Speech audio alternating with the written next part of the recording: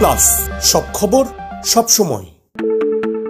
কুম্ভ মেলায় গিয়ে হৃদরোগে আক্রান্ত হয়ে মৃত্যু হলো বীরভূমবাসী এক মহিলার।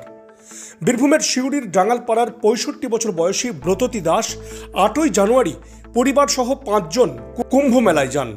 সেখানে স্নান করার পর শারীরিক কষ্ট অনুভব করলে তাকে সেখানে মেডিকেল ক্যাম্পে নিয়ে যাওয়া হয়। সেখান থেকে অন্য হাসপাতালে স্থানান্তরিত করলে তার হৃদরোগে আক্রান্ত হয়ে মৃত্যু হয়। আজ তার দেহ বীরভূমের সিউড়ির বাড়িতে নিয়ে আসা হয়।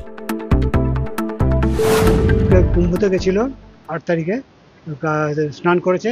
কালকে সকালবেলাতেও স্নান করেছে। স্নান করার পরে শরীর খারাপ হয়েছে। তো প্রথমে ও গুরুত্ব দেয়নি, তারপরে যখন দেখেছে যে বাড়াবাড়ি হয়েছে তখন সবাই ধরে ধরে নিয়ে গেছে টেন্ট থেকে ওদের ওখানেই যে টেন্টে যে হসপিটাল আছে সে হসপিটাল নিয়ে গেছে। ওখান থেকে ওরা সঙ্গে সঙ্গে ট্রান্সফার করেছে বড় হাসপাতালে নিয়ে গিয়ে ওরা অনেক চেষ্টা করার পরেও সেটা ওরা বাঁচাতে পারেনি। ব্রততী দাস, বয়স ৬৫। হ্যাঁ, মেসেজ আনা হয়েছে। ওরা এখান থেকে ৫ জন গেছে, বাকিরা সবাই ফিরে এসছে। সঙ্গে একজন, বডির সঙ্গে একজন এসছে। আপনার নাম? আমার নাম শুভঙ্কর দাস, আমার দিদি। দীর্ঘ ৫ যুগেরও বেশি সময় পথ চলা বীরভূমের এক এবং একমাত্র বনফুল ক্যাটারার অ্যান্ড ডেকোরেটরস এবার নিয়ে এসেছে বনফুল ইভেন্ট ম্যানেজমেন্ট।